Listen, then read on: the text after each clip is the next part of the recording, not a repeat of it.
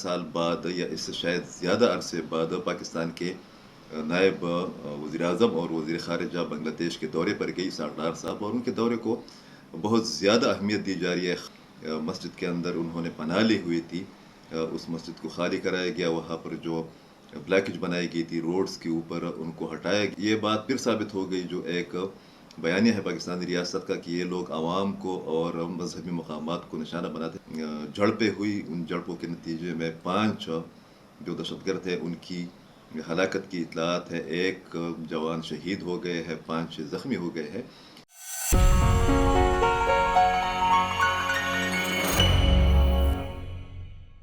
अस्सलाम वालेकुम, मैं अकील सब्ज़ मुखातिब हूँ पेशावर से। उम्मीद है कि आप खैरियत से होंगे।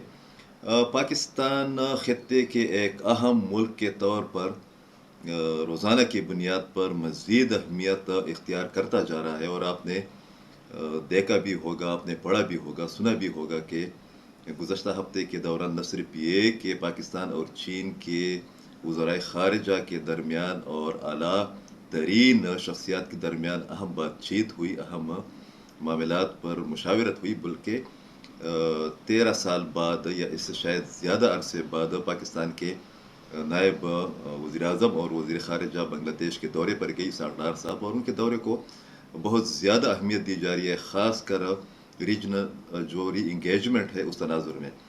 इसी तरीके से पाकिस्तान के जो 2 शोरज़दा इलाके हैं, सूबे हैं जिनके अंदर प्रॉक्सीज़ पर बहुत बड़ी फंडिंग हुई है, बहुत ज़्यादा इन्वेस्टमेंट हुई है। मैं खैबर पख्तूनख्वा की और बलूचिस्तान की बात कर रहा हूँ। यहाँ पर अमन की बहाली के लिए सिक्योरिटी फोर्सेस की जो कार्रवाइयाँ है, जो ऑपरेशंस है, उनमें गैर मामूली तौर पर हमें तेज़ी या इजाफा देखने को मिल रहा है। आपने देखा भी कि किस तरीके से आज़म वर्सक के अंदर तकरीबन 1 दर्जन से ज़ायद दहशतगर्दों को ठिकाने लगाया गया। एक मस्जिद के अंदर उन्होंने पनाह ली हुई थी, उस मस्जिद को खाली कराया गया, वहाँ पर जो ब्लैकेज बनाई गई थी रोड्स के ऊपर उनको हटाया गया, और एक जरगे के ज़रिए मुश्तरका अमन के क़याम के लिए फोर्सेस और आवाम ने एक फार्मूला भी तय किया। इसी तरीके से गुज़श्ता रोज़ बाजौड़ में भी न सिर्फ ये कि तकरीबन निस दर्जन से ज़ायद मिलिटेंट्स को, जिसमें एक कमांडर भी बताया जाता है, 2 अफ़गान बाशिंदे भी उनमें शामिल हैं, उनको एलिमिनेट किया गया। बल्कि ये बात फिर साबित हो गई जो एक बयानिया है पाकिस्तानी रियासत का कि ये लोग आवाम को और मजहबी मकामात को निशाना बनाते हैं। कि चारमंग एक इलाका है बाजौड़ का, वहाँ पर TTP का लदम TTP ने, फितनतुल ख़वारिज ने अपना ठिकाना बनाया हुआ था उस मस्जिद को, और उसके अंदर बारूदी मवाद जो उन लोगों ने रखा था उसके फटने से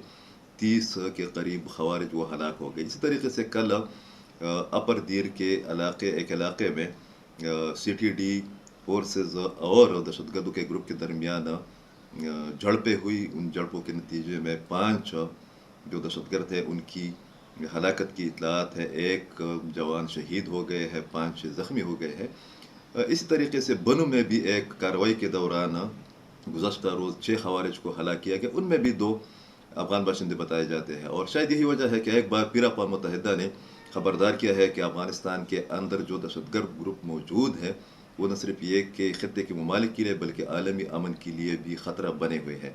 लग ये रहा है कि एक नई सबबंदी के तहत न सिर्फ ये कि पाकिस्तान की खारिजा पॉलिसी को फ़ाल बनाया जा रहा है, बल्कि खैबर पख्तूनख्वा और बलूचिस्तान के अंदर अमन के क़याम को इस तनाज़ुर में अहम यकीनी बनाने के लिए अहम इक़दामात किए जा रहे हैं कि पाकिस्तान के मुस्तक़बिल के साथ न सिर्फ ये कि इन 2 सूबों का मुस्तक़बिल जुड़ा हुआ है, बल्कि पूरे खित्ते की जो री एंगेजमेंट होगी, जो री इन्वेस्टमेंट होगी, उसमें भी पाकिस्तान के इन 2 सूबों का एक अहम किरदार मौजूद रहेगा। और शायद उसी का नतीजा है कि हमें बहुत बड़ी पेशरफ्त सफारती महाज पर भी और दाखिली महाज पर भी देखने को मिल रही है। बहुत शुक्रिया।